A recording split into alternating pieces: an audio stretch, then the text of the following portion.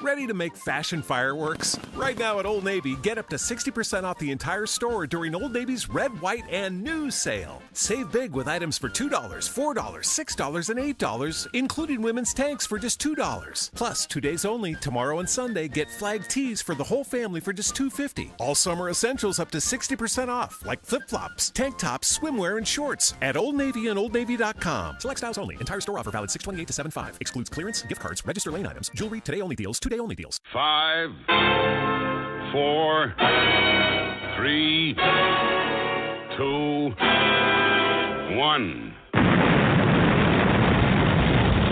It's the new Panic Room.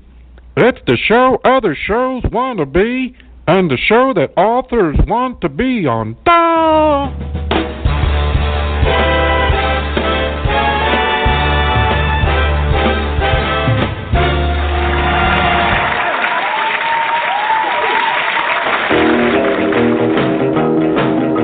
In North Carolina, way back in the hills, lived my pappy, and he had him still.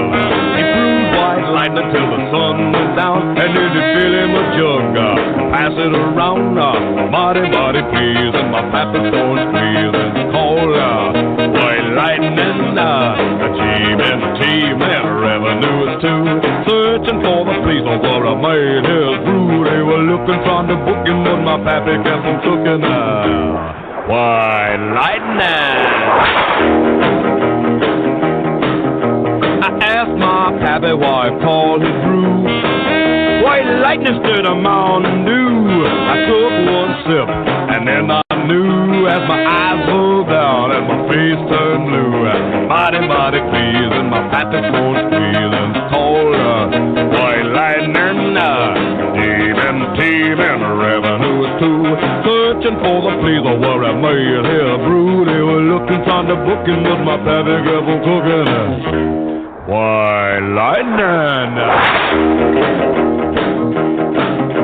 A city slicker came and it said I'm mighty tough. I think I want to taste that powerful stuff. Took one slug, drank it right down, and I heard him a moaning as he hit the ground. Mighty, mighty pleasing, your pappy's going freezing. It's called white lightning. Team and revenue is too, searching for the place where I made his brew. They were looking, trying to book him, but my pappy kept on cooking. Yeah. White lightning.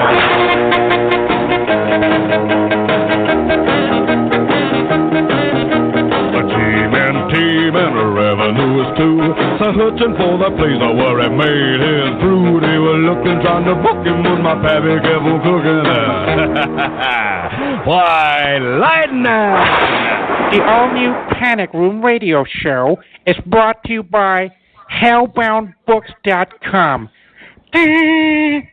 Well, good evening, one and all, and welcome to the new Panic Room, episode 50, and it is, I presume it's Thursday, because we're on the air, Thursday the 29th of June, and there's a little bit J.P. Richardson there, otherwise known as the Big Bopper, who tragically died in February 1959, along with Buddy Holly and Richie Valens. So bad decision to get on the plane there, to be honest. Should have walked. So hey, it is one of those evenings, and it would not be one of those evenings without my muse. I think we can call her my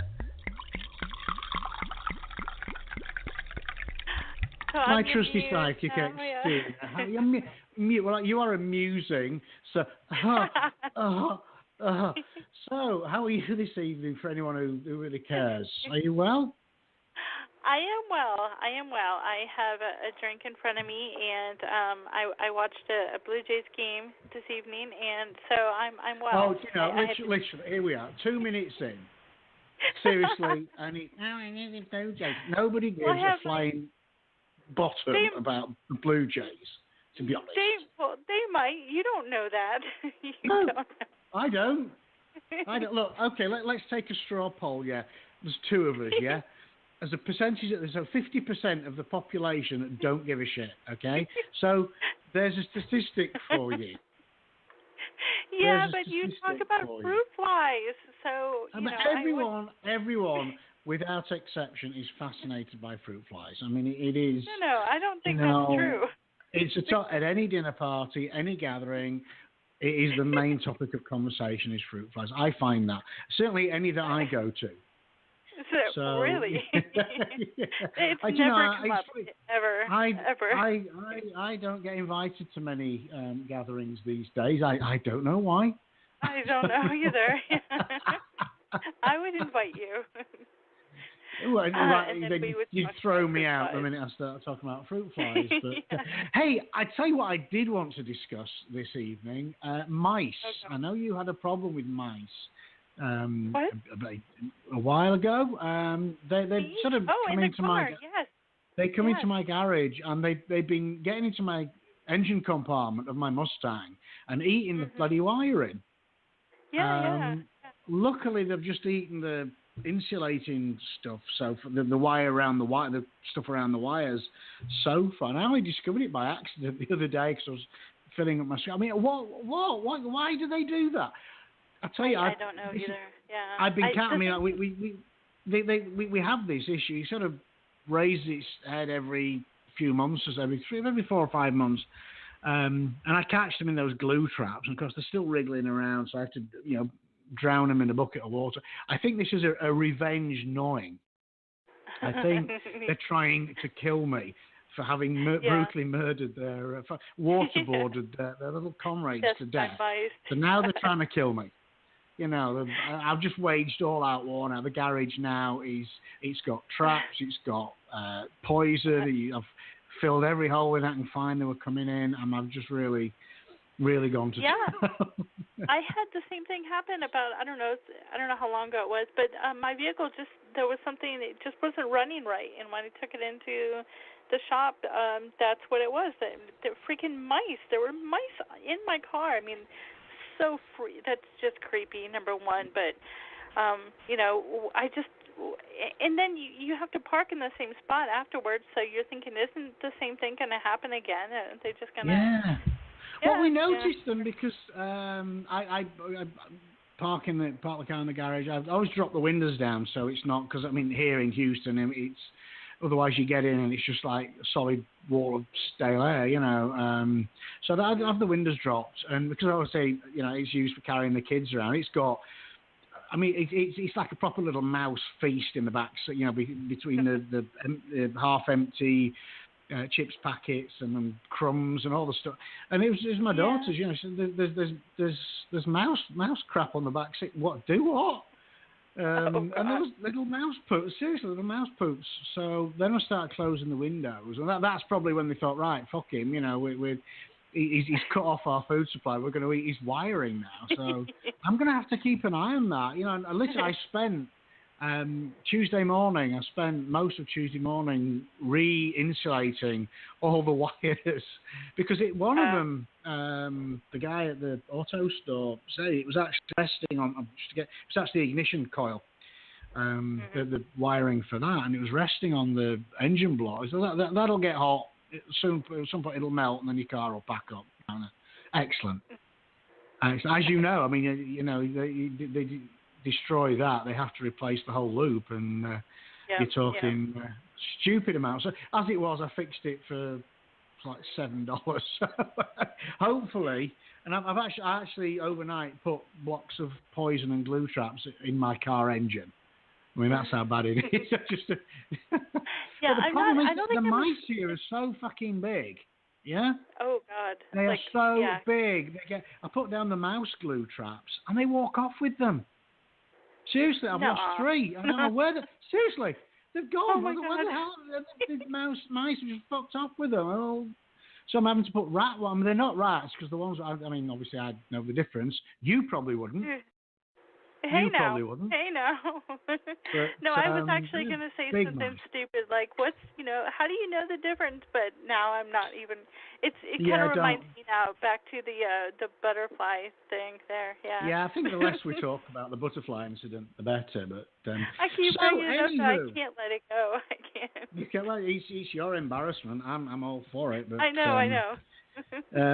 We should start calling you Meatballs again because that was great. I Oh love God, that. no! I hated that story. I can't even believe I told it. It was a great story. I tell you, I have a story that I don't think I can relate over the air. I will tell you one-to-one at some point. It's gross and it is so. It's even worse than the one where I pooed myself in the Irish pub toilet. It's even more grotesque than that. So there you go. So hey, who have we got on the show this evening, my dear? Changing the subject rather quickly. Yeah, our first guest is Jason McIntyre, and I can't wait to talk to him again. He's been on the show before. He was on before, and he's crazy enough to come back. So exactly. There we go. You've got to question the man's sanity, but. So is that it? Have we got anything else going on, or can I just pack in? Oh yes, and we also have Becky. Becky's back this week. She was sick last week. Becky the reviewer is back and in full effect. Awesome. And then we have Wayne Lemmons. Wayne Lemmons is on the show, and I hear from Becky he's got a really hot voice, so I'm anxious to hear it's and I know the man's pain. I know how difficult it is going through life with a hot, sexy voice. So I can empathise in many ways. In many ways. So there you go. So hey. I don't know. I don't know what's happening next. I think we're bringing Jason on next. That's what happens next. We have guests, and we do that? I'm going to have to ask both, in fact, all of our guests this evening, their sort of comments and remedies on how to get rid of mice. So I think that needs to be done. Right. So we'll start with our first guest. Are you there, sir? Hello. Yay! Hello. You hear me okay? You sound like you're 40,000 miles away. Could you get closer to the phone? Is this better? Oh, Ooh, perfect. That's much better. I like that. Keep talking. We'll keep talking. Shall I just talk about mice for the next 30 minutes? Mice? Yes. Well, we're going to go back and forth between mice. My wife bought one of those little things that you plug in, and it's supposed to emit noises that scare mice and that away. And I think it's attractive. I think it's like a sort of like a disco thing for them. I think they come to party. It's in my engine compartment, obviously enough, but it's absolutely useless. I have two suggestions for you, James. Go on. Yep. Bounce dryer sheets. What to make them smell nice? No. I want to kill them. I don't want to make them smell nice. I mean, come on. Their laundry. You take a box of Bounce dryer sheets and you lay out the dryer sheets where the mice are or where you see the mice droppings, and they won't come back because there's a chemical in the Bounce dryer sheets that they hate. Really? That's number one. Oh, yes. Wow. And it works. Number two is, and then you don't have to see them, right? Because I don't like touching the icky corpses.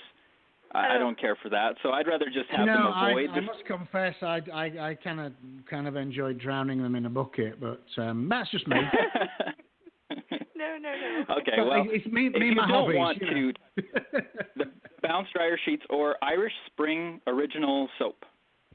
So you cut up a bar of soap, and you, I don't know, lay it on like a plastic Tupperware lid or some sort of plastic something so that the residue doesn't get everywhere, and maybe like a 1/4-inch piece of soap here and there in the area where you want to be rid of them. And it, too, has a chemical smell in it that repels rodents. Oh, wow. I'm listening intently like I'm going to do any of these things, and I don't have a mice problem. I like the dry sheet idea. I mean, I could try it. I certainly that'd be more practical to put in the engine compartment. I mean, I'd have to stick them in with some tape or something. In the vehicle, no.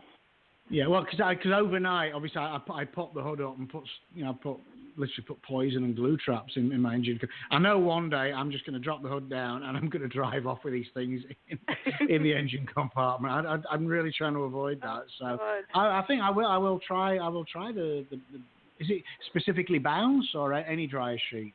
Or is it that specific brand? Bounce brand. Right. Pardon me. I will look for some tomorrow. I need to do something, and between the poison and the glue traps and plugging the holes, because there's one hole that they chewed in the drywall about a year ago, and I did that, and of course they then made another hole. So for as quickly as you can plug them up, they'll find a way in. I know that, but I will try that, and I will report back. I will let you know. All right. I will let you know. Yeah. There you go. We'll have to book Jason to come back just so we can tell him all about, what happened with James's mice. We could have a mouse report. There you go. Yeah. I've just declared war on the little bastards now. So. And if worse comes to worse, a story about drowning those little bastards in a bucket of hot water. Do you know? Funnily enough, I've actually I have a short story brewing based around that, around mice in the garage. Funnily enough, and I will when it's written, I will. It's just notes at the moment. I will send it along. So yes, good idea. So anyway, Jason, thank you. Obviously, he could be our resident mouse advice. We could have him on every week for mouse advice. He's actually here to talk about his book Redhead, which, according to this, doesn't have a tagline. But so you're going to have to tell us about it. Redhead is a longish novella, so it's a short novel, if you will. And it takes place in the Dovetail Cove universe, which I think I yacked about last time I visited you guys. Mm-hmm. Yeah. Dovetail Cove is this really weird town on an island off the coast. And strange things are happening there in the 1970s. And each book in the series that's not really a series takes place in its own year. So we start in 1971, and then the second book is 72, and 73, and 74, and so on. And when we visit Dovetail Cove and experience the events of Redhead, we meet the town's most famous prostitute, and her name is Fanny Banks. And she I love it. Yeah. She has fallen in love with one of her clients, and that's a bad cliche right there, but I can promise you it gets more interesting as she discovers that this client might have some sort of connection to a supernatural or otherworldly or paranormal connection on the island. Interesting. Oh, there you go. So you had me at prostitute. As a British person, the name Fanny just has a whole different connotation. So I love that. That's great. Yeah. Well, as a Canadian, I'm connected to Mother England. So I mean, obviously that was intentional. Good. Yes. So her full name is with Banks, so she goes by May Banks. So there you go. Yeah. Awesome. Awesome. With the book set in the 70s, what made you want to write in the 70s? Like, what was there a reason for that, or? Really good question. There's a couple of reasons. One, I wrote a novella called Shed. Mm-hmm. Long before this was a series, and there was more than one. It was just Shed, and I had these ideas for other things swirling around, but I just wanted to write this one called Shed, and it's about these two boys in this basement in this no-name town. The town did not have a name at that point. Mm-hmm. And it was kind of a little bit based on my brother and myself. And so I thought, wouldn't it be neat to have it based in the year when my brother was born? So I did so, and that was in the 70s. And the other reason that seemed to fit is because it was sort of before cell phones, and it was before the internet, and it was this, for me anyway, it was this more innocent time. Definitely. You know, mm-hmm. people, a generation before me anyway, they kind of harken back to the 60s and that kind of stuff. their time of innocence. And to me, the late 70s was kind of this time of innocence. Even though I wasn't really cognizant, I was a baby at that point. So I had to do research to make it a bit more believable. And for me, that was actually fun because part of that research was talking to my family and learning what they were doing and what kinds of things they were into, what culture, pop culture they were into, what music they were listening to, what was on the radio. I mean, I haven't listened to the radio in 15 years intentionally. So the idea that that's the only way that you could consume music was, well, your record player, right? But everybody sat and listened to the radio, and that seemed like this very innocent time to set this story of these two boys. And then as the Dovetail Cove universe expanded and the stories started to coalesce and become something bigger, it just kind of fit as I went along that each one of these stories took place in a different year across the decade of the 70s. And I had an absolute blast writing it and learning about that era, and it's actually really coming together nicely. I'm just finishing up the 10th book, which kind of cheats a little bit because it bumps into 1980, but I'm very pleased with how the whole thing has turned out. Wow. First of all, thank you for making me feel incredibly old. Oh, dear. You could have called me. I could have reminisced about the 70s for days. Yeah, I mean, the 70s was sort of my decade. I mean, I was born in 64. I actually remember watching the moon landing on TV. We had it on at school. Yes, I'm that old. But yeah, I think you're right. I mean, maybe it's a symptom of getting older, but you reminisce about simpler. You never know. In 50 years' time, people reminisce. Oh, I remember the 2000s. So 17 was when we only had the one mobile phone. There was only 400 channels on cable. And you were right. I mean, we listened to. I always remember. Used to be it starts off. It was the top 10. Used to be on a Sunday night, 7 o'clock, I believe, on Radio 1. It was the top 10, then the top 20. And it is a funny little, because I was a kid, and I thought, because they played, obviously, the hit parade, the top 10, the top 20. I thought they got all the bands in the studio, in the radio studio, every Sunday night to play their tune. And I remember thinking, how have they got all the bands in that studio? It must be a really big studio, getting them all in and out, and that. And it was like, wow. But yeah, you're right. I mean, that's the music. We had the record player. We had a little portable record player thing. But yeah, it was cool. Yeah. There was always the Top of the Pops on Thursday night, which was. Ooh, a TV that's a good version. question. I just thought about that.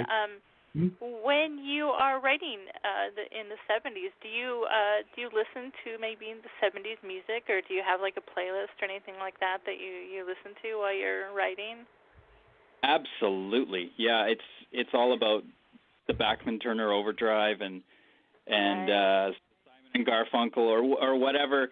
I usually pick songs that go thematically. Lyrically, they go thematically with what I'm writing about. Mm-hmm. So I'll have probably not 30 songs, maybe 5 or 6, and I will stuff them in a playlist, and I will play them around and around and around. And then I mix them with more modern things and some classical music and stuff. I mean, do you refer to them? I mean, it's a trope that I know Stephen King does a lot, because nothing places your reader in that particular time frame instantly better than just naming a song or a throwaway line or whatever, and suddenly, boom, you're there. Do you do that a lot? Do I do which part specifically, James? Do you name check the tunes? Do you write a line such as Bridge Over Troubled Water was playing on the radio, blah, blah, blah, blah, just to really just help? I do, and I try to do it in a way. Now, I'm an indie author, so I can't afford to pay anybody, and I don't have to reach out to these record companies or these labels and ask permission. So I do it in a way that I'm not going to get in trouble, but they're very much interwoven into the fabric of the stories. Yeah. I like. Yeah. It's part of the creative process. Like you say, we're all indie people here, there are ways. I mean, you can mention the title. That's fine. But obviously, any of the lyrics. But again, there are ways and means of relating to, mentioning without quoting the exact title, the exact lyric, which I think we're all, I think we're all pretty adept at, Yeah, we're all great cheaters. Yeah, we are. Oh, yes. Well, I'm anxious. I didn't say that on the air, did I? Whoops. No, we'll edit that out, right? We'll edit that out in post. Don't worry about it. It's okay, Jason. We're all friends here. There's just the three of us. And the listener, so we're all right. And the listener, yeah. I'm anxious to hear more. Around. And so, do you have a reading for us, Jason? Sure. Are we ready for that? We are. Yes, we are. Yes. Sir. Right. And I have to have time to drink some more. So you just. She needs to open another bottle. So there you go. All right. So this is a reading from Redhead, which is a Dovetail Cove novella. And it begins on September the 6th, 1974.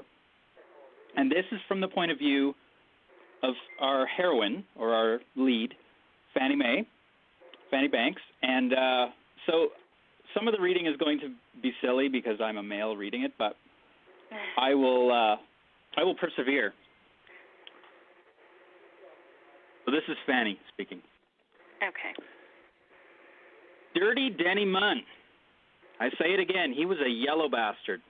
He was the ugliest coward I ever knew, and I knew some serious ones. And when I say ugly, I don't mean in looks. He was fine. His Peter was average, maybe a little smaller.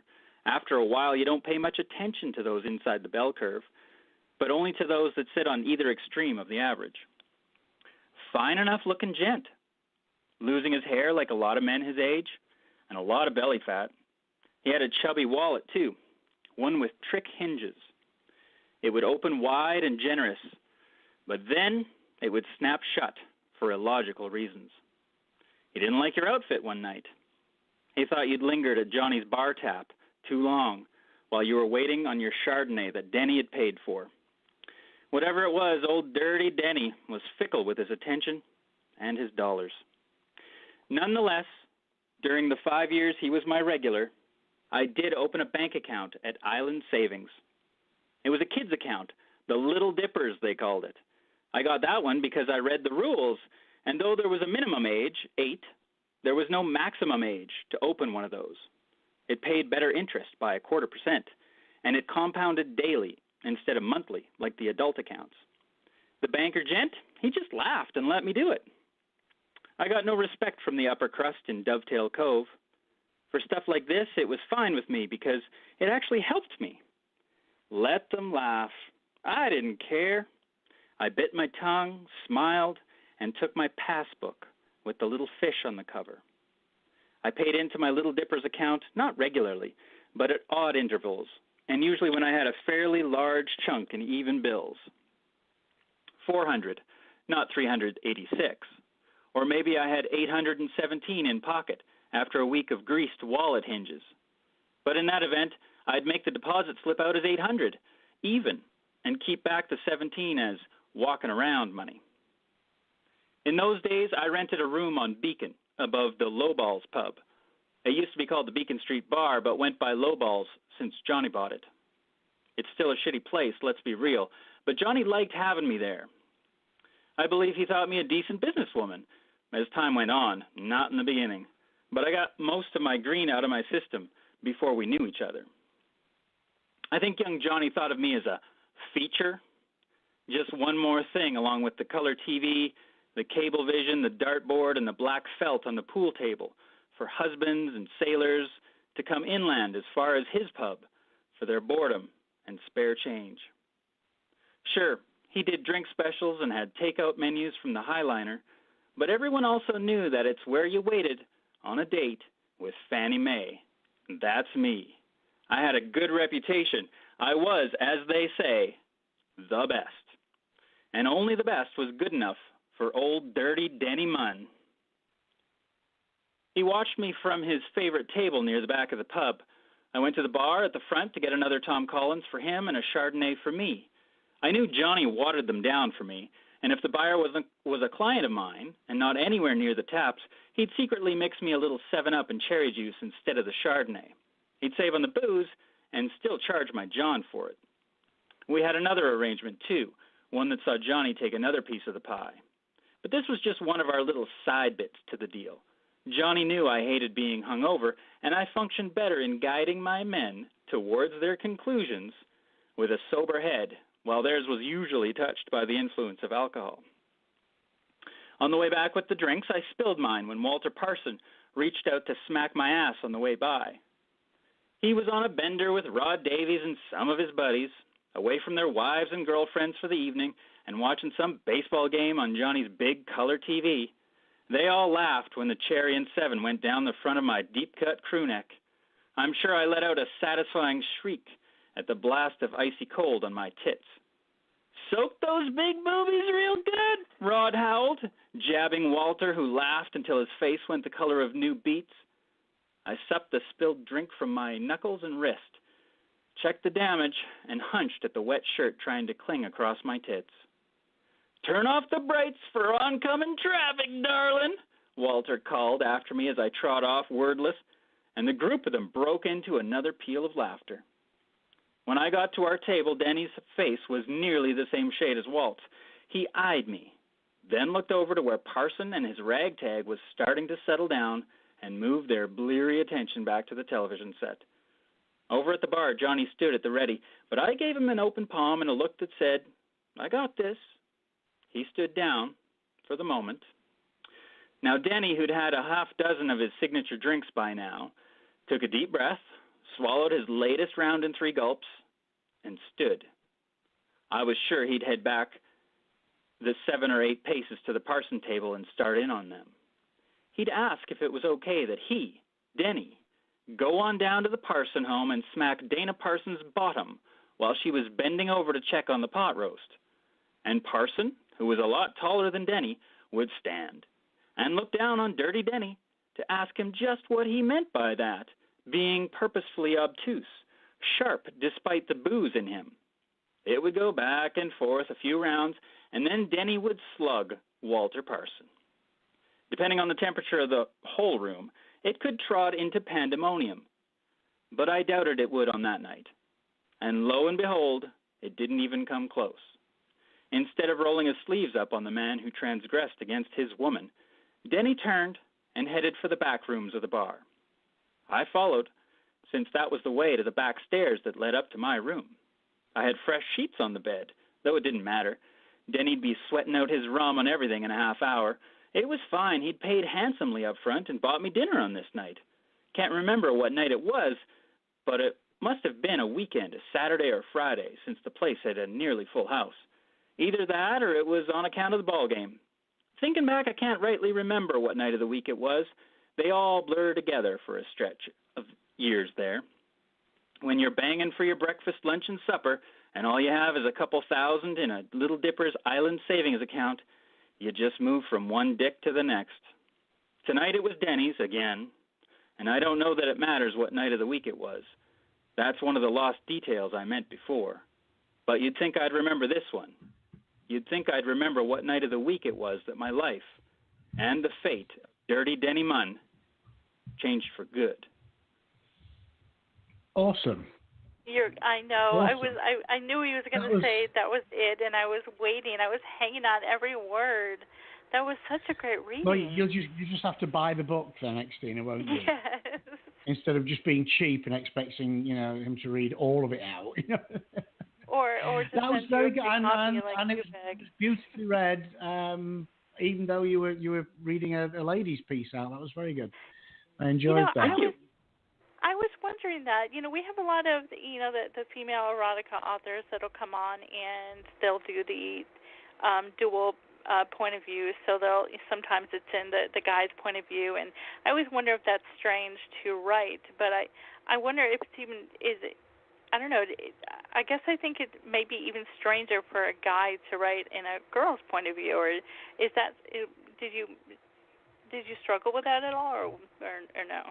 No, I don't want to brag, but I don't struggle with it. I think I spend a lot of time with a character before I actually start writing, and I don't really struggle with it. I seem to slip into this. That's not a pun. I seem to slip into Fannie Mae quite easily. I like that. Oh, the double entendres coming out. They're flowing thick and fast now, aren't they? Again, there's one. I'm just slipping to Fannie Mae now. Nice. Nice. I get the woman's or the man's voice in my head, and I can usually flow with it pretty well. And I enjoy doing it so much that it becomes second nature, I think, to me, whether it's a man or a woman. So yeah, it's just a good lot of fun. I mean, a character's a character. I mean, it's like, I guess, it's the same as, I pick a character, right, being a doctor or a whatever, I mean, I know a lot of writers write about writers, which is obviously it's fairly obvious, I guess. But you put yourself in any character's head. I guess gender doesn't really matter that much. I think it was done really, really well, and I know that I've read a lot of books that are you have the dual point of view, and when it's a chick writing a guy's point of view, there are so many times I think to myself it sounds forced, or you could just tell. There would be even times that I would be confused. Whose point of view are we in right now? Because I think that's more down to the writing than like a good writer can. I mean, look at again, I mentioned King again. He wrote Gerald's Game from the woman's point of view, and you would never have guessed. Obviously, unless you wouldn't have guessed it was a guy writing it.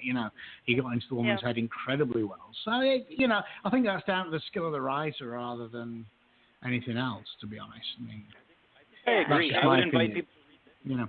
Yeah, no, I agree, James. I would invite people to read this one and a couple of my others, and see if I do it justice.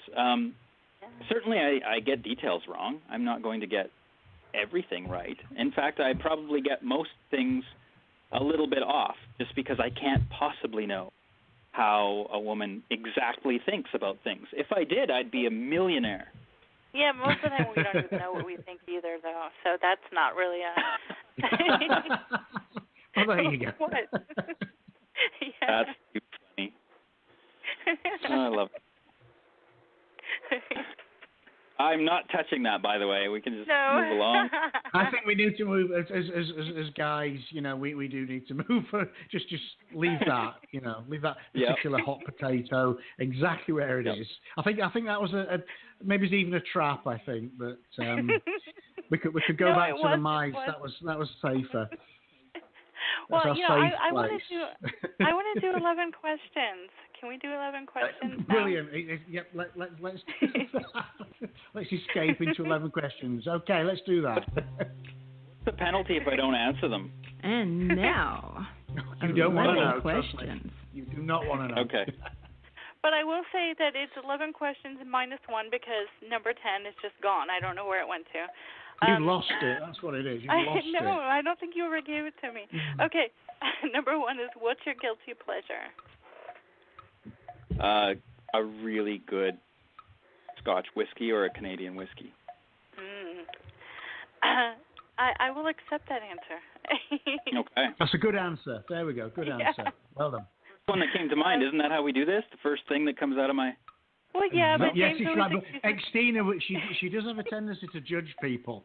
If it's not quite the right answer, she will judge you. You've been warned. Fair enough. Yeah, okay. Baked beans, ranch style or pork and beans? Oh, those are both really gross. I can't. That's a good answer, by the way. That's a good answer. Two beans out of a can. It's wrong. Puppies or kittens? If I don't have to take them home to live with me, then kittens. Because they grow into cats.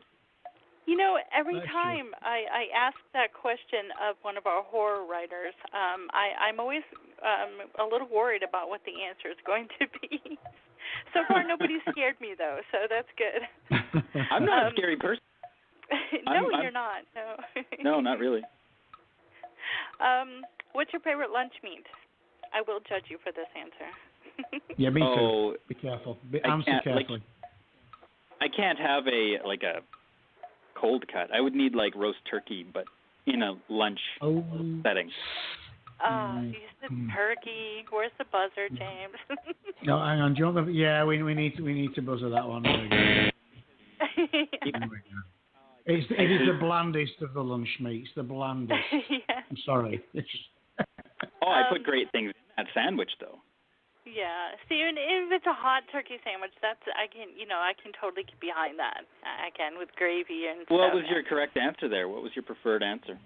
Oh, just anything besides turkey. But I'm always thinking cold cuts. So, and turkey is such yeah, a the thin sliced stuff you get. It's that's the. I mean, that's the thing. You get your turkey and then you put all the pickle and all the stuff on it. It then ceases to be a turkey sandwich. It's just not. It's just everything else. But just by itself, it is bland. I'm afraid. Protein in that scenario. Oh, okay, moving right along here. What was your first car? My first car was a powder blue Chevy Cavalier with 4 doors and no options. Powder blue, though. That sounds really pretty. It was actually really nice. Yeah. I thought it was when I was 16. Right, definitely. Yeah, it's what I could. What do you fear most, the snakes or spiders? You guys should read Shed Spiders. That is the right answer, by the way. I don't understand when people say snakes. I just don't get it. Freddy, Jason, or Pinhead? When I was growing up, it was always Freddy. Yeah. I'm more of a Jason girl, I think. Freddy I don't know. I was going to say just don't go to sleep, but how that's not going to happen. Okay, first draft. Oh, it was you. You loved to. I love what? I love to sleep? Is that what you're going to say? Yeah. Yeah. She'll be fair. She only wakes up to drink, and then it's back to sleep. Hey now. So, Just because I hate mornings doesn't mean. Okay, I do like to sleep. Anyway. First draft, handwritten or word processor? Word processor. Right. Yeah. Favorite alcoholic drink? Oh, that was the first question, I think. Yeah. A lot of people always say that guilty pleasure is some kind of drinking, and then we get to the drinking question. And this is it's all drinking. Okay. One interesting non-writing related fact about you. Oh, it's got to be interesting. Well. Well, I've been hounding my social media followers to help me name my Lego village or my Lego town. Me and the kids are building like a fairly elaborate Lego city. And everybody's telling me, well, not everybody, but the suggestion has been, why isn't it called Dovetail Cove? And my response is, nightmares. Yeah, that's true. Yeah. That's kind of cool, though. And this is Fannie Mae Banks. She's the town prostitute, and she lives above the pub in our Lego village. I don't know. Yeah, I can see the kids and loving all, that. Maybe that's not a good idea. Yeah. And so, okay, for our bonus question, which it will not be confused with question 11 because there aren't. Anyway, baseball or stamp collection? Which one's more boring? Hey now. Baseball. Oh, baseball. I jabbed you intentionally. I would probably pick baseball. Woo! Yay! Get in. By a long shot, actually, from stamp collection. Wait, did you say more boring is baseball? Is that what you're saying? No, I said way less it is. than stamp. No, you didn't. No.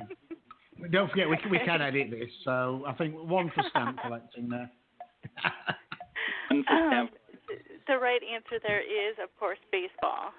For me, actually, the right answer, I think, is Blue Jays baseball, isn't it? Woo! Yes, exactly. It's not just any baseball. No, it isn't. Blue Jays. No, it isn't. Yes. No. Wash your mouth out. How dare you? What was it? Okay, we had a guest on who described baseball as organised standing, which I thought was brilliant. Not true. I think that was There's Raph, so wasn't much it? going on. That's not true at all. It's just terrible. It's terrible. it's the dullest thing ever. No. To be fair, I would rather watch pro celebrity grouting than baseball. Now that sounds pretty boring. No, wait, no, I think golf that is a TV show. That is a TV show I would probably sit and watch, actually. No, I think golf is way more boring. Oh, I mean, no, golf's of course terrible I don't think to watch. I don't Golf think baseball is boring at all, but you can't see the damn ball. They hit it and it's gone. Yeah. And they just the camera. Well, where's the? I can't see it unless they made the ball bigger. That's what they could do. Make it bigger. You know those. Remember those? What do you call space hoppers that they used to have in the 70s? That size would be great for TV golf. Then on the NFL football games where they now in the last few years they have the brilliant green highlighted yard lines on the field television. Yeah. Why not put some sort of a technological thing in the golf ball, so that it shows up on screen. So when it goes against the blue sky, it turns like bright pink or something. Just on screen. Ooh, I like that. Otherwise, all you see is sky. Yeah, you see sky, then grass, and then this wildly the camera view of everything. Wow, look at that shot. What shot am I looking at? I just see the camera moving. I don't know. I can see sky. I think I saw a bird, trees, bit of grass. Yep. Great, fantastic. And then Tiger Woods going, yes. Doing his fist pump.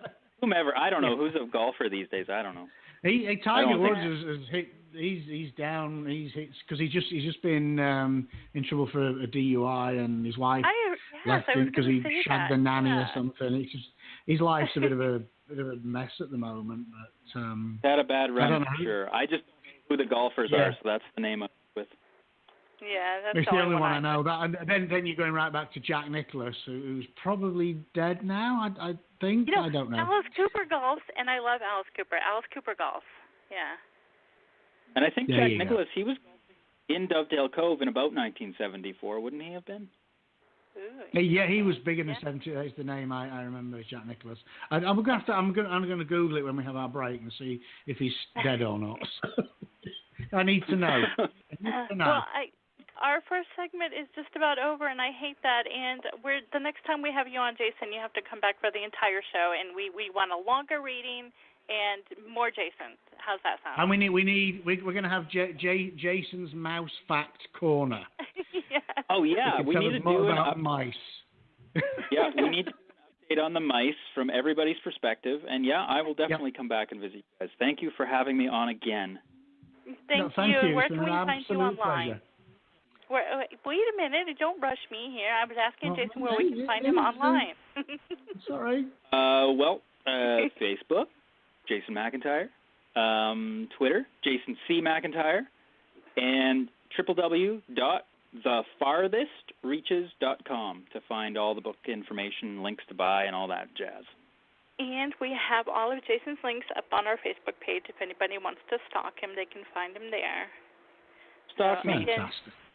Yes. Oh, you will be stalked. You will be. Yes, Thank you so much for joining us. And for the mount, I will let you know how the bounce goes. I'm going to get some tomorrow and see if we keep them out so we'll just try keep them out the car for starters.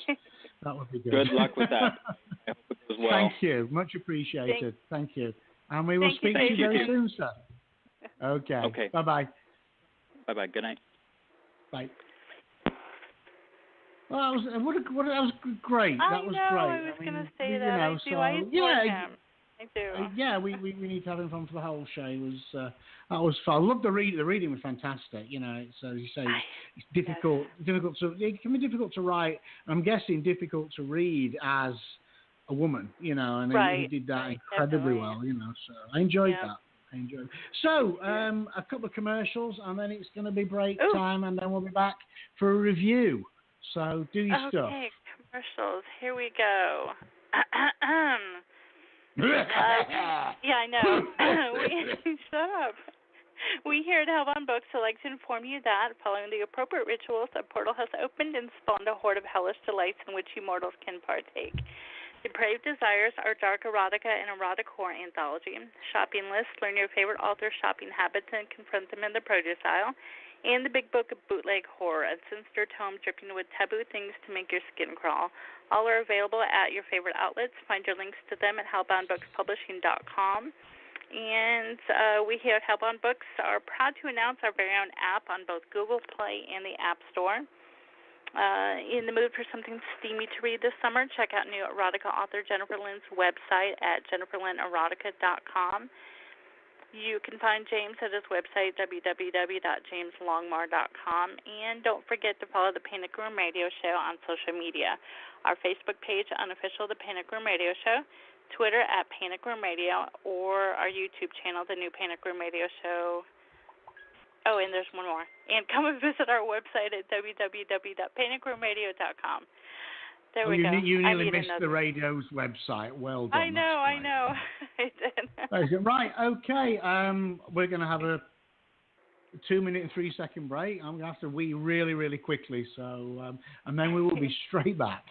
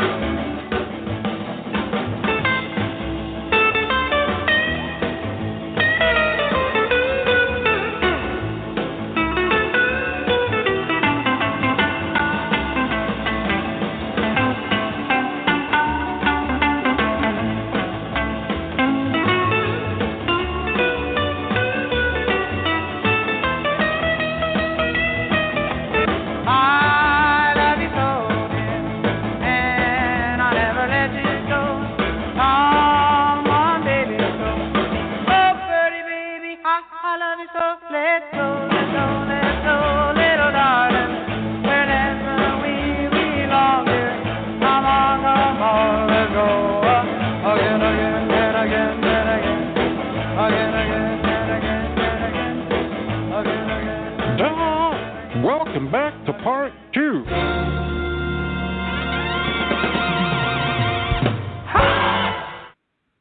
Oh, we're back. You know, I nearly didn't make it, actually. I was weeing. I was having a big old wee there. And I was drinking. That's the problem with the golden oldies, is that they... You are not that old. Quit saying that. No, I meant the song. Thank you. Oh. Not those golden oldies. The golden oldies, because they could only fit so much sound on a 45. The songs are always short. Yeah, but likewise, us golden oldies, we need to wee a lot. We do wee a hell of a lot. I remember that song when it who redid it? Somebody redid it. When it was out on for that movie La Bamba, and I do remember thinking that was Richie Valens. It was Lou Diamond Phillips that played Richie Valens. Yeah. That was. I went to the movies to see that. I really loved that movie. I did. That was him. So far we've had two of the people who died in that plane crash. Nice. Yeah. And it would be poetic, I suppose, if we had Buddy Holly on for the last song, but we haven't. So, we have, it's good. We have him on a lot. So it is. Oh, hang on. I've got to do the. Where is it? So hopefully Becky the reviewer's feeling better. Better. I can't find the jingle. I'll tell you what, I'm going to do it myself. Oh no. We better review something. Oh no! How was that? Was that good? Hey! How do you lose it? How do you lose it? It's just a button you have to push, right? How do you lose that? Oh! It's just a button you push, is it? Right? Do you want to push the buttons? No. Do you? No. No. can't find it. I found Trump. I don't know where the fuck that's gone. It's one of those days. Anywho. Becky the reviewer, welcome again. And we missed you last week. I missed you last week. Yeah. too. So, okay, we're going to a little change from tradition this week. We're actually going to do, Becky's asked that we do a little bit of a reading before we review. So, so because it's our show, we're damn well going to do it. So, let's start with the reading, and then Becky's going to review, yeah? Yes, sir. Does anybody care? Is that okay with you, Xtina? It's fine. You're yes. just drinking. Next time I want happy. it. You don't care. I want it, in triplicate and stuff, and emailed 24 hours prior to the date. No, it's perfectly fine. You see, the problem is that's never going to happen, is it? No, it's not. Really, never going. It's going to bug me, and I didn't have time. I didn't have time to check on Jack Nicholas, so I'm going to have to do that in a minute. So wait, it's just bothering me. No, somebody wrote in. Yeah. Yeah. That was amazing. Yeah. Okay. Anyway, he's alive and he's 70. Yeah. No, Becky said that. No, okay. he's 77. Yeah. Brilliant. There we go. Now I know. He must have been very, very young when he was famous. So, okay, we are now going to do a reading, and then we're going to review. So, if this works out, we could do this every week. Okay. So, right, reading time. Not on a train, not on a tree, not on a car. Sam, let me be. I would not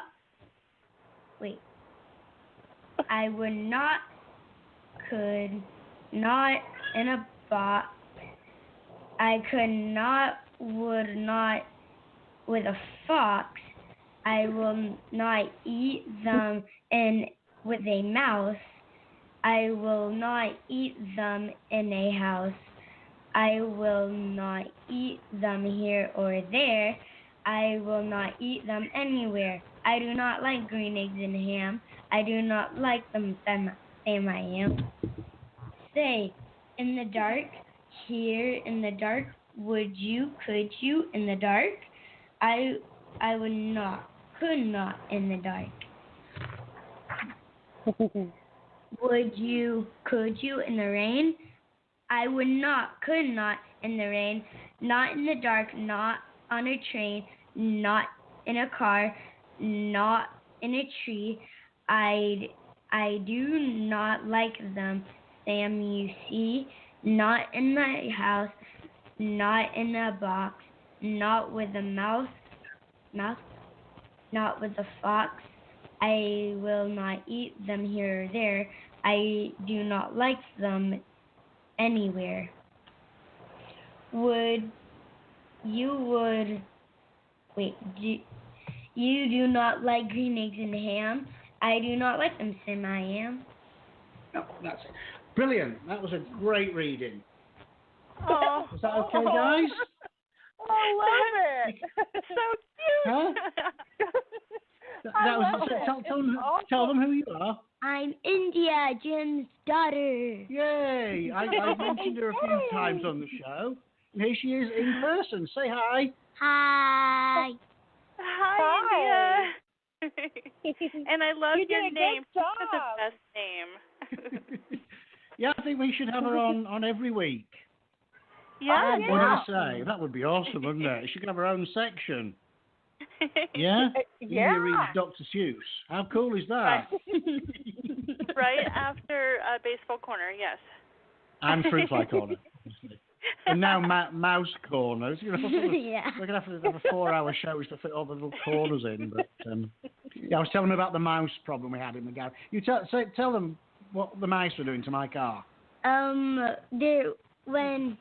Cause Dad found like a solution that you could like put in your car, and then it was like, why not?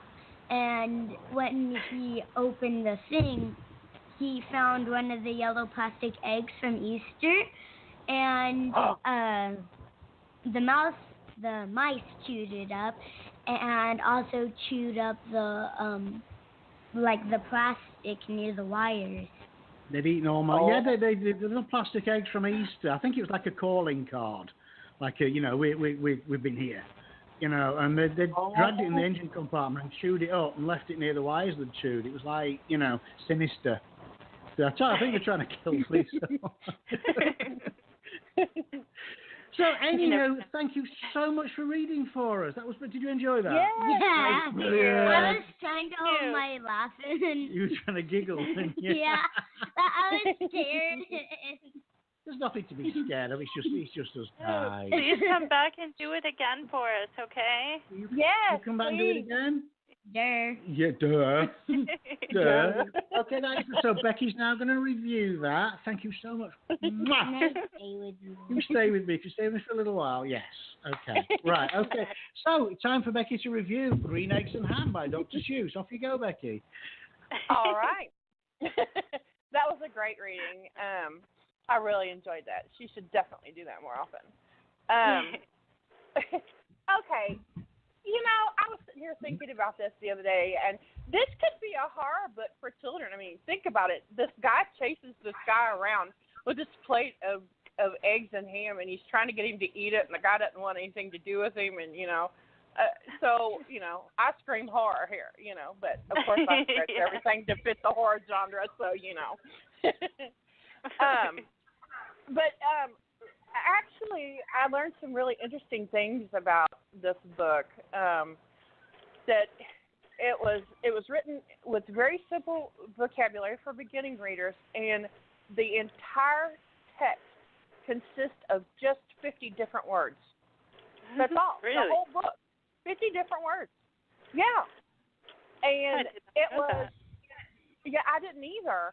It was a bet between Seuss and his publisher that he could not complete the entire book without exceeding that limit.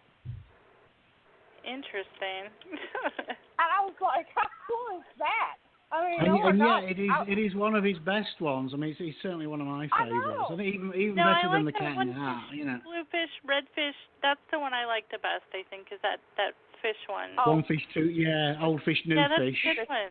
and so on. Red Yeah. fish, blue fish. Mm-hmm. I like Go Dogs Go. Go Dogs Go. That's another good. Horton Hears a Who is a great one as well. I love it. But I mean, there's just something about the rhythm of his writing. The rhythm of his writing that just draws you in, and it's almost like a song. Once you get reading, you get into the rhythm of it. It's almost hypnotic. And it's timeless. I mean, we used to go daft for Dr. Seuss when I was a kid, and even now, obviously we've got a whole section, we've got a whole selection of them, haven't we? Thousands of Dr. Seuss. Especially in my room. Especially in your room, yeah. That's cool. We're gonna come hang out in your room then. Yeah. You can come out. Becky can hang out in your room. Yeah. She can sleep in the fort. She's made an awesome fort. Yay! Awesome. Is there maybe an ottoman? I choose to sleep on the ottoman. Is there like I'm small. I can fit in an ottoman. We have a large sectional in the game room. You could crash on that if you wanted. Okay, cool. Yeah, with the snakes. Sleep among the snakes. That's I where don't they hang mind out. snakes as long as they're There not you go. spiders. You'll be fine. Okay. You'd be fine.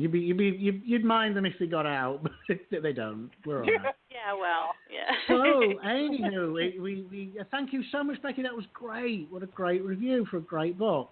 It was fun. And we're going to keep Becky on for a few minutes. She wants to say hi to Wayne, our next guest. That's fantastic. Well, I'll tell you what, let's bring Wayne Lemmons on now. Hopefully he's there. Teddy, can she come over? Are you there, sir? Hello? Wayne. Hello? I'm here. I have too many screens up. I'm here. There you are. We thought you'd Sorry, vanished. I think about 6 screens up on my cell phone. They just kept flipping on me. That's the problem. Us guys are multitasking. We can't. We just focus on one. I struggle to focus on one thing at once, to be honest. Yeah, I'm not a good multitasker at all. That's I you're can drunk definitely multitask depending on what the multitasks are, but cell phones for some reason still have me baffled. Yeah, I would be lucky if I could, walk and chew gum at the same time. I'm awful. I really am. You struggle to drink and stay awake, I think, Xtina. That's your problem. Yes. Well, I mean, I think my multitasking day for actually Xtina. started at about 4 o'clock this morning, so I'm multitasking at this point may be akin to solving Chinese jigsaw puzzles. 4 o'clock in the That is morning. a long day. Yeah. Yes, Xtina, that there is a 4 o'clock in the morning these days. So, somebody joked around you've with heard that one about time. it. Said something about 6 a.m. I was like, 6 a.m. I didn't even realize there was a 6 a.m. You're lucky if you see. Well, 6 it comes p.m., around I at think, least right? once a day. Yeah. I must admit, exactly.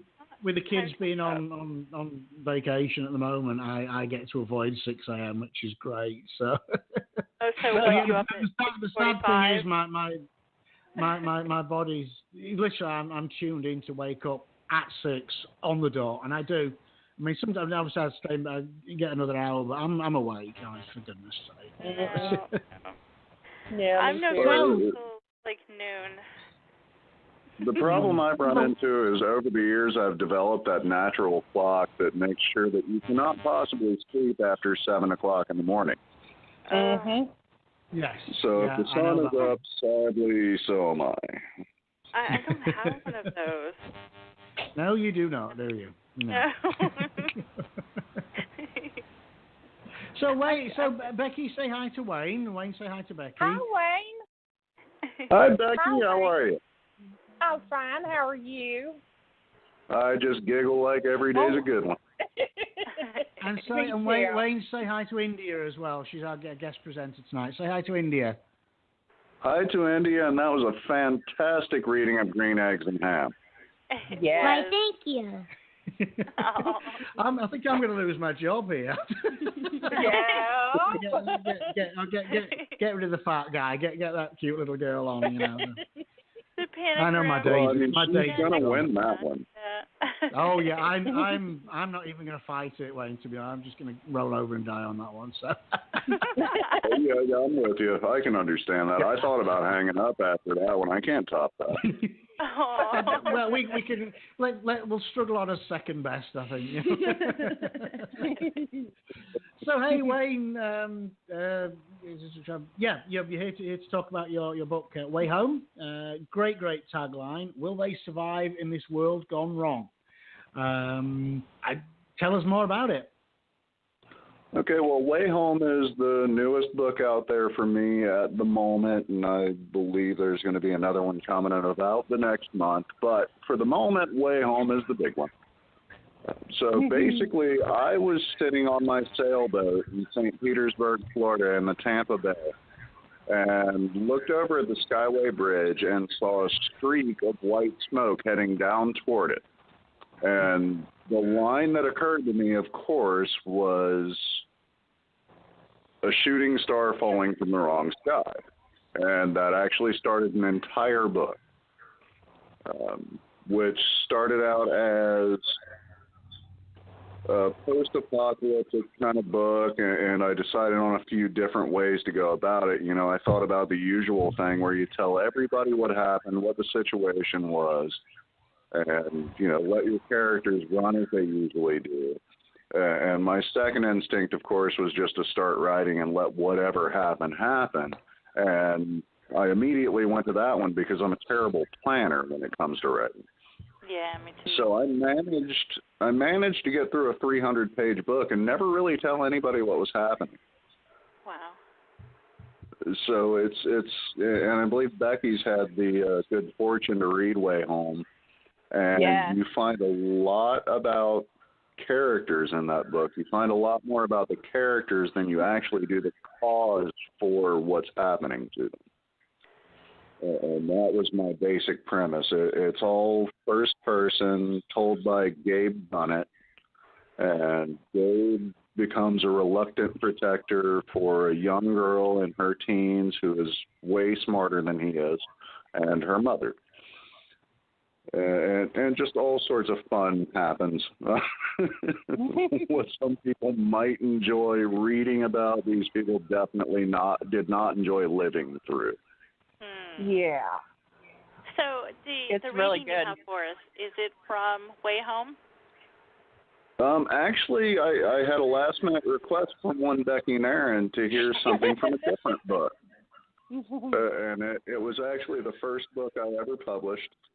And it is The Dark Roads, which is an actual post-apocalyptic story about a world that was burnt by the sun.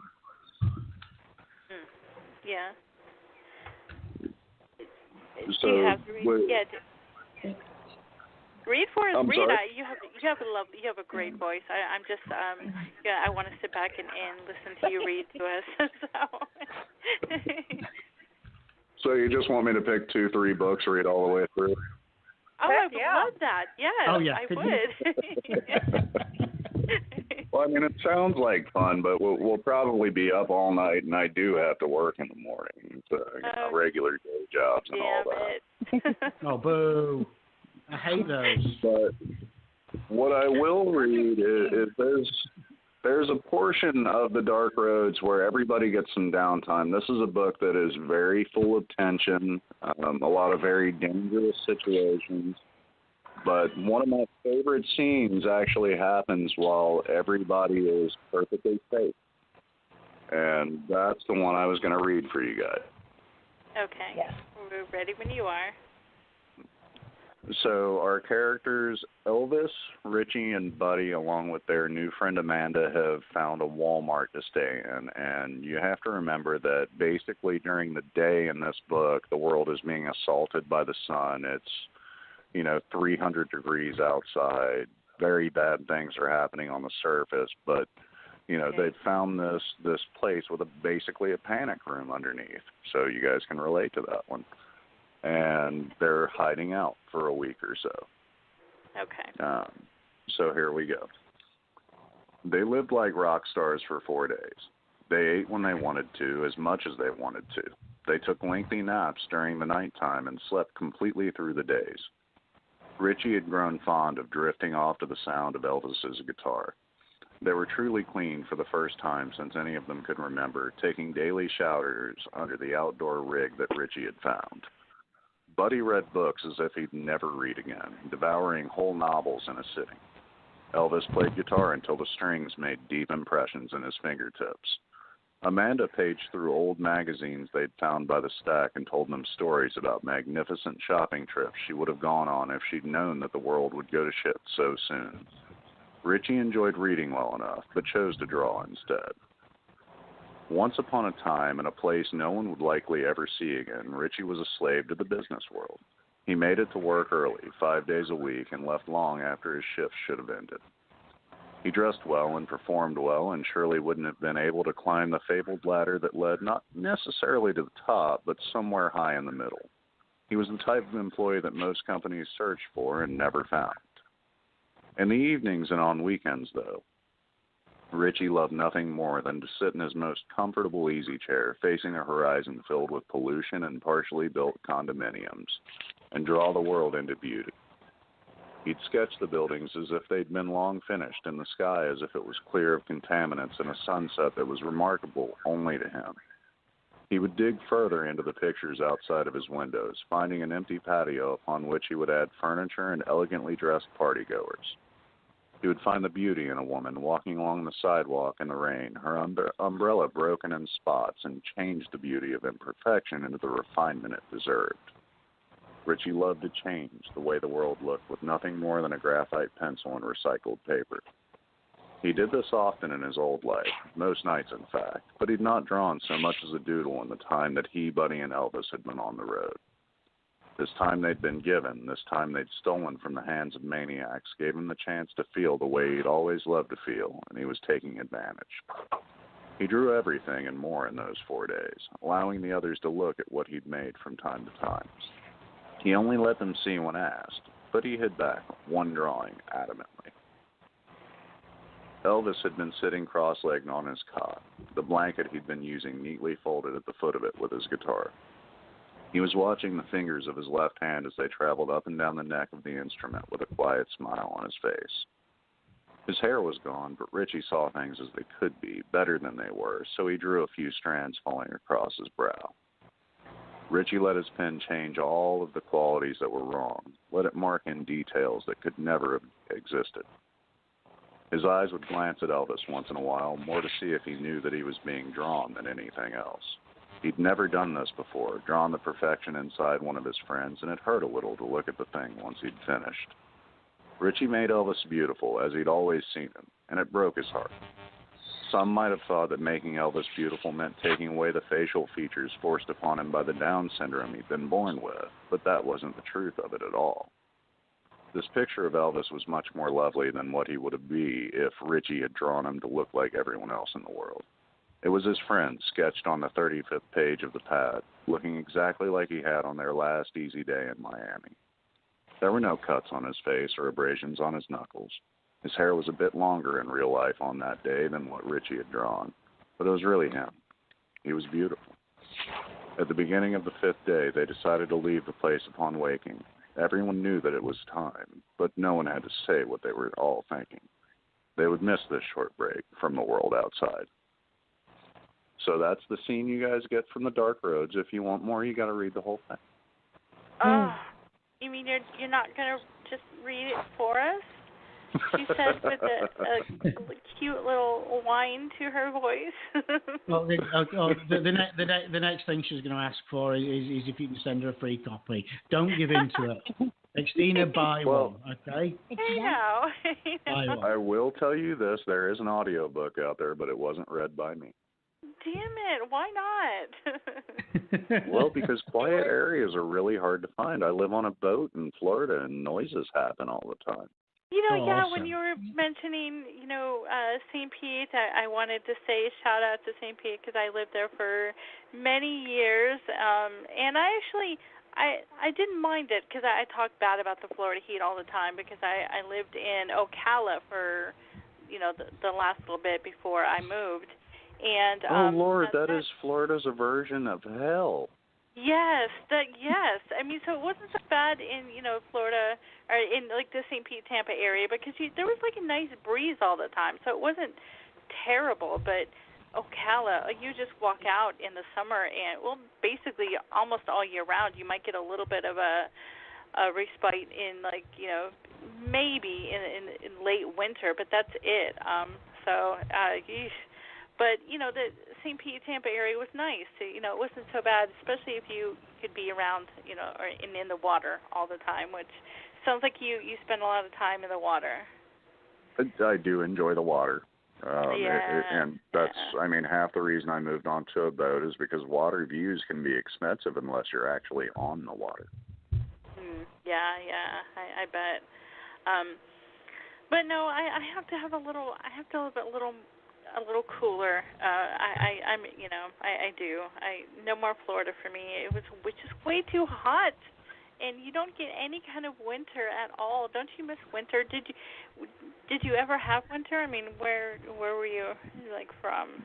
Were you always in Florida? Well, actually, I grew up in Kentucky, northern Kentucky area toward the end of things, and then I spent a couple of years in Nashville, Tennessee area, both Hendersonville and Gallatin.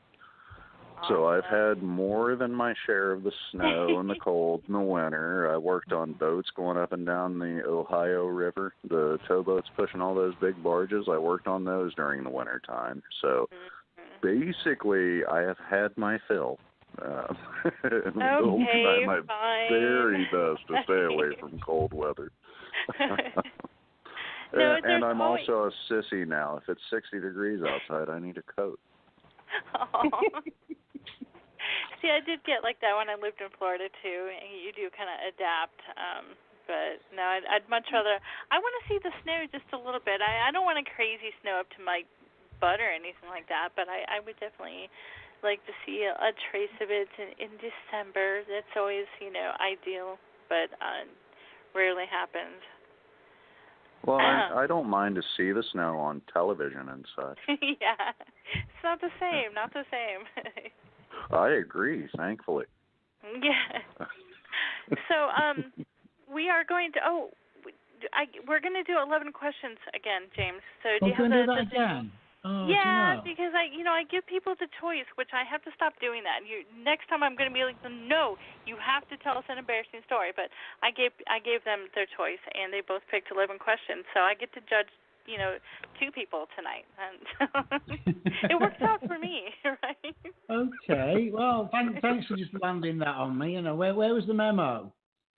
Yeah, well, Where was the hey, memo? we're not giving memos out anymore, remember? We don't know. Okay, well,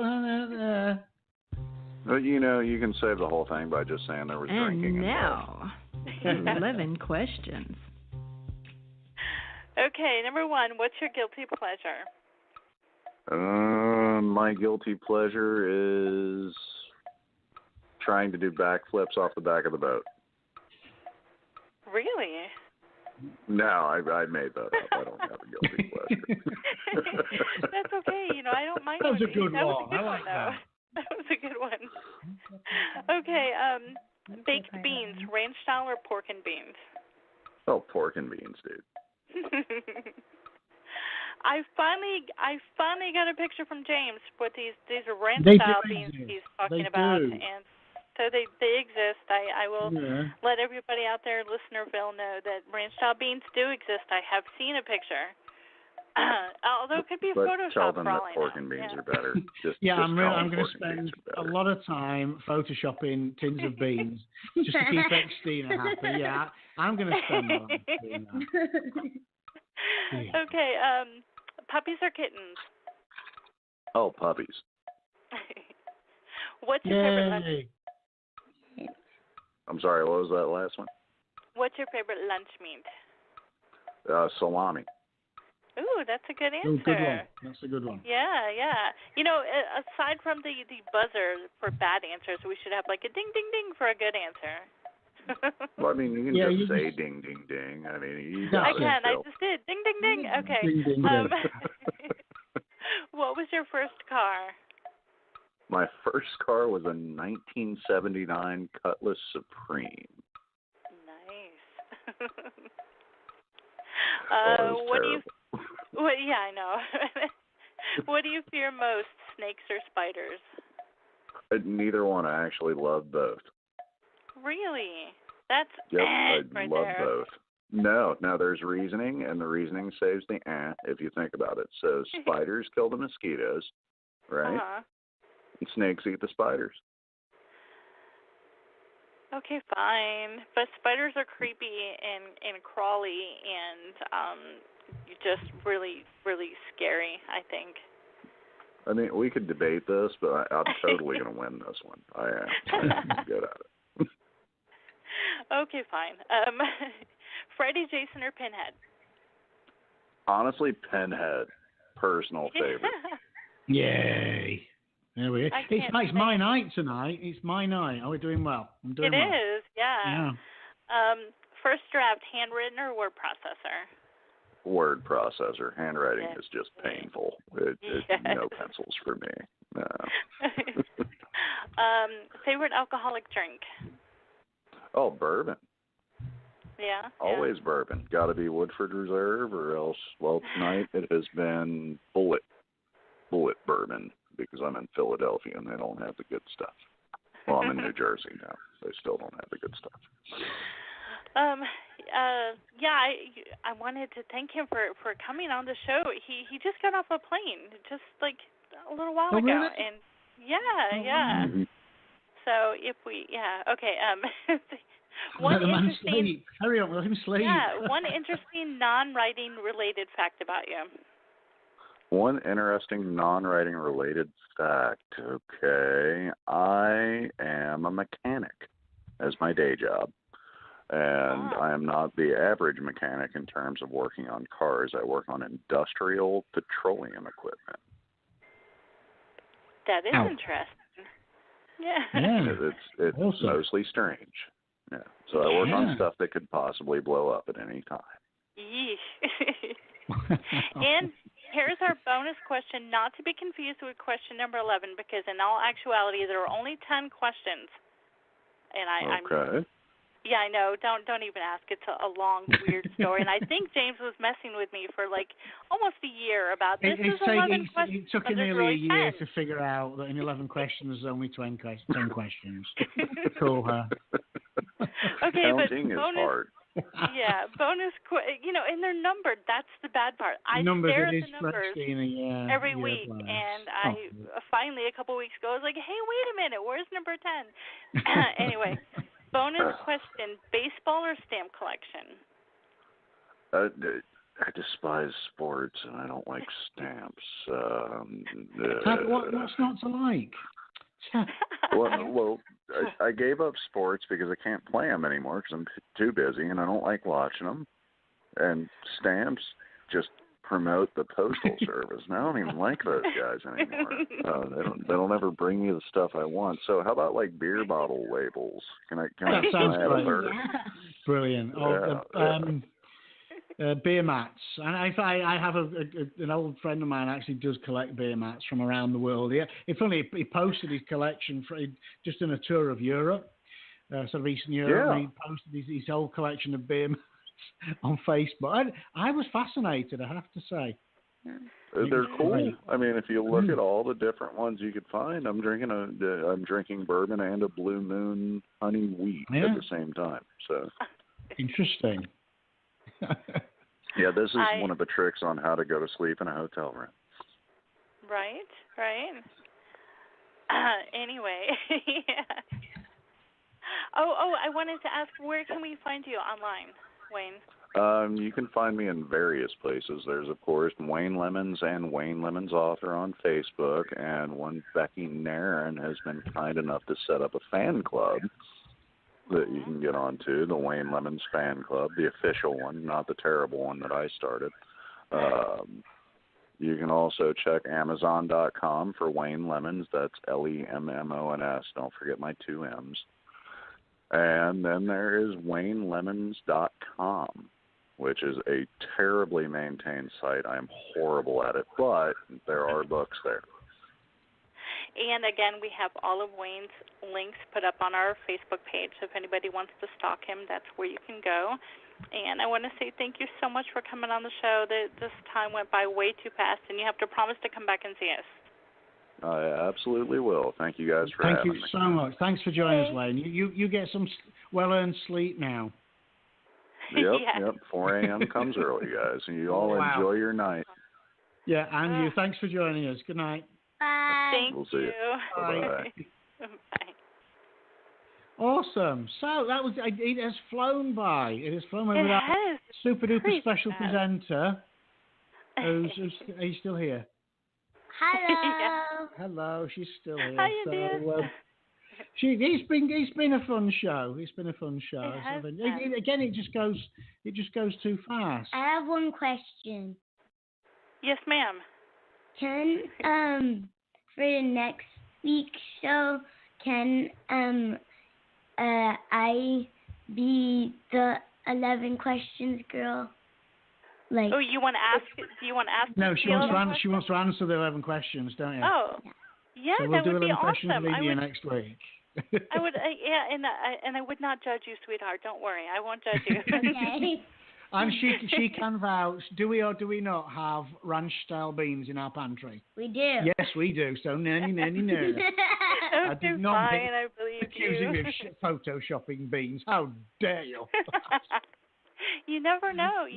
We actually had them on toast for our supper last week, so we've got leftover ribs tonight. So nom.